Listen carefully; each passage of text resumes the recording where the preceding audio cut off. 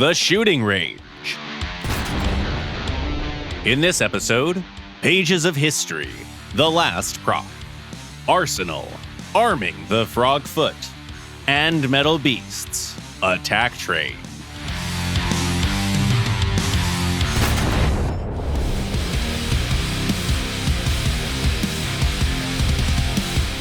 Today we'd like to take a break from top vehicles and focus on medium ranks. There's a pretty curious new machine here. And the fun part about it is that it's not just a tank, it's a true attack train. Please welcome one of the first American heavy tanks, the T-1. Its armament includes a 76 and a 37mm cannon with vertical stabilizers and elevation angles between -10 and +30 degrees. 3 large-caliber machine guns enhance the firepower. 6 crew members are divided into 2 equal groups, one in the hull and another one in the turret. The engine and transmission compartment is in the rear. This American machine belongs to the class of heavy tanks, but it can't really boast a good level of protection. Its armor can sustain certain hits, sure, but still, it's far from reliable. Besides, its powerful engine and excellent electric transmission ensure decent mobility. What's even more important, its forward and reverse speeds are equal. You might have already guessed what opportunity we're hinting at. This new American heavy is perfect for the Ferdinand tactic. Drive away from the spawn point so that you don't get in the way of your allies. Turn around and advance at the enemy with your rear. Your hull is unlikely to reflect any rounds that way, but the spalling will never hit the combat compartment, which means your chances of losing the entire crew to a single penetration are close to 0. Don't overestimate the rear advance, though. This trick might not be as versatile as you think. The ginormous engine compartment might become a huge issue on a hilly landscape or around corners in urban environments. The main advantage of this tank is its weaponry. The T-1 has the classic American 76mm cannon with a vertical stabilizer, a high fire rate, and reliable capped rounds. Basically, the best choice at this battle rating. In addition to capped rounds, we recommend you take some HE shells for open-top vehicles. 5 would be enough. Besides the main gun, there's also a 37mm cannon, but it brings little help in practice. Its solid rounds can only damage the lightest vehicles, and even then, the effect is far from what you'd want to see. This American heavy tank is a great, balanced machine, efficient in the hands of an experienced tanker and comfortable for a beginner. When you join a battle with it, remember that it's more of a large, medium tank rather than a heavy. This way, its numerous advantages will come out better and ensure your game is fun and comfortable.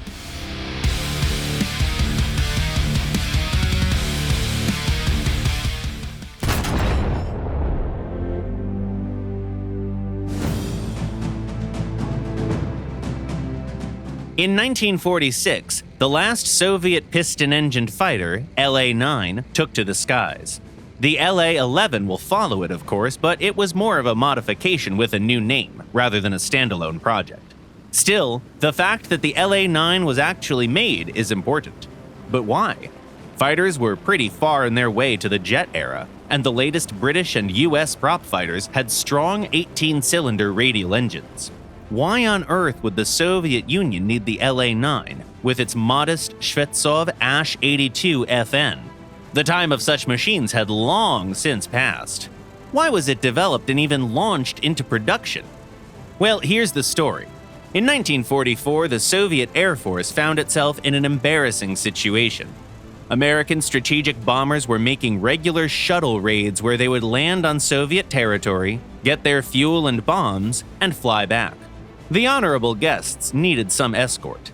The Americans had their long-range Mustang fighters, and what did the Soviet Union have? Maybe the Yak-9D with extra-large fuel tanks made as a last-ditch effort? Well, that'd be a subpar solution. The aircraft was a typical Yak with poor altitude performance and an even worse maximum speed. It simply couldn't keep up with the Flying Fortress or Liberator. After all, it had been made for different tasks. Moreover, the Soviet Union was planning to build its own strategic bombers with hundreds and thousands of planes, not the scarce few dozen PE-8s they had at the time. So the Soviets had a tough case on their hands. They had neither the time nor the resources to make a new long-range fighter from scratch. It was impossible to modify the Yak-9 and make it meet the required flight performance. Then maybe something could be done to the LA-7, like finally give it an all-metal body and add a fast wing with a laminar flow profile. By the way, such a new wing wouldn't even need thorough testing or extensive calculations. One of the research institutes already had some Mustangs parked in a hangar, brought from the US back in 1941. Moreover, the intelligence said the Brits had tried that trick before. They took a Spitfire, gave it an adapted laminar wing from the Mustang, and made the Spiteful. To make things more fun for the Supermarine Company, their competitor, Martin Baker, had a project called the MB-5, which was reportedly a twin of the Mustang. Okay, there was one little issue left. Semyon Lavochkin never liked to hurry. So much, in fact, that despite having a working prototype of the Ju-82 aircraft in June 1941, when Germany had already attacked the USSR, he only finished his LA-5 the next year, in the spring of 1942. Upgrading that plane took even more time. The LA-7 was only ready in 1944. He was nothing like Yakovlev, who could introduce major changes to his machines on the go. So it was unsurprising that Lavochkin's new fighter, the LA-9, only took off after the war. It missed the chance to take part in missions that it was meant for. Other fighters escorted the American flying fortresses and liberators on their way to bomb the Reich. However, the LA-9 was perfect for escorting the new Tu-4 bombers. Soviet fighter jets couldn't boast the required range in 1946, so the last prop arrived just in time. Yeah, it basically had the Mustang's wing, only a little changed to better suit it. So what? It happens.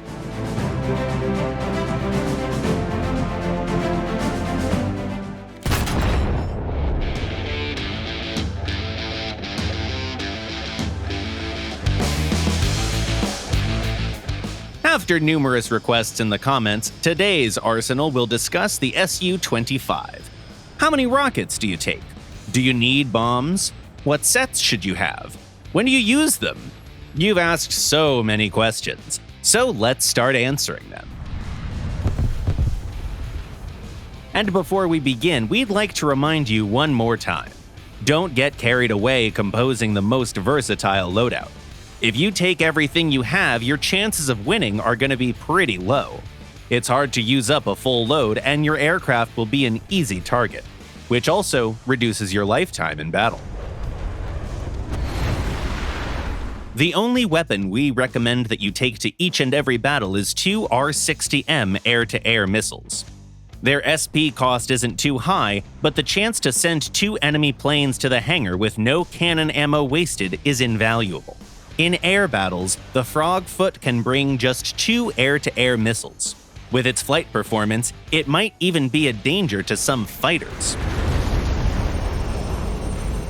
As for unguided munitions, the Su-25 should only take rockets. They're lighter than the bombs and much simpler to use.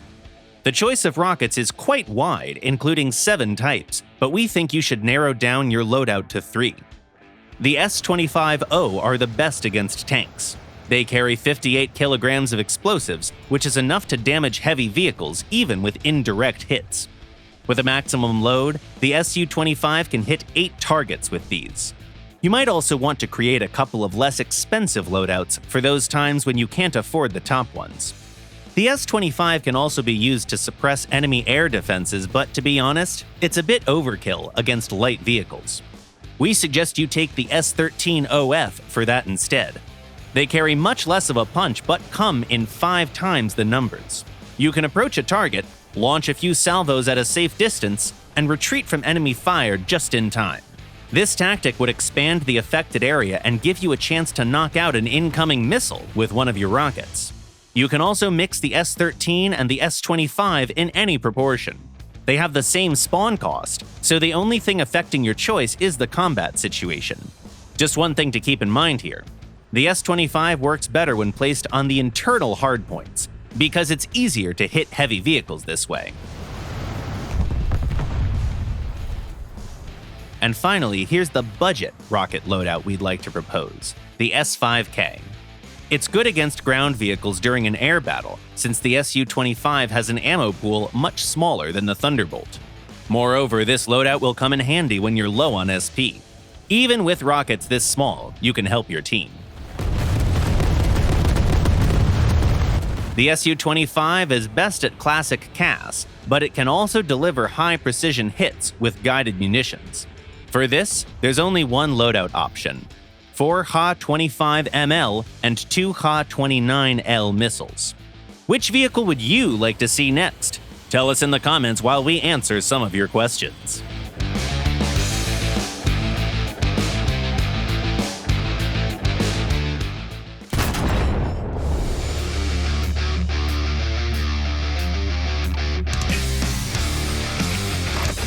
The first question was sent by a player called Edburpa Gaming. What strategy do you think is best for the Brigand B1? Hi there! We discussed this aircraft in the Metal Beasts section of episode 304. Check it out when you have some time. By the way, the Brigand has recently received a custom loadout option, which made it an even better choice for close air support.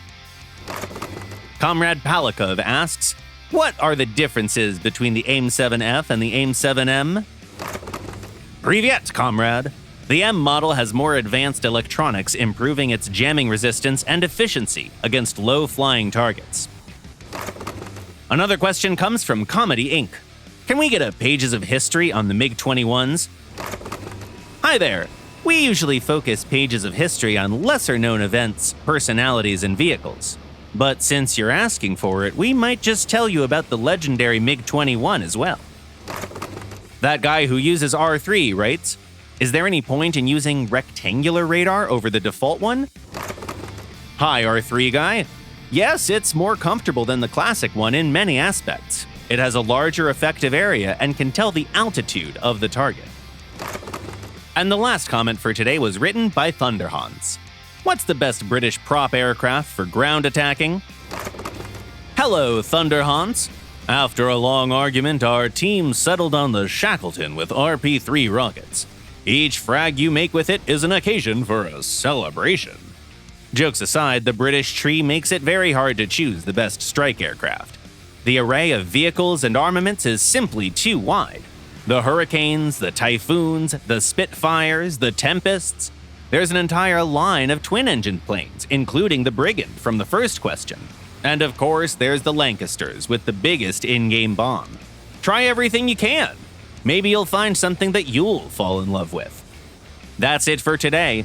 You've been watching The Shooting Range by Gaijin Entertainment, and the next episode will premiere the following Sunday at 4 p.m. GMT or noon Eastern Time. Subscribe and click the bell if you don't want to miss our next videos. Don't forget to clean the rearview mirror on your attack train, leave a like, share your thoughts and comments, and see you next week.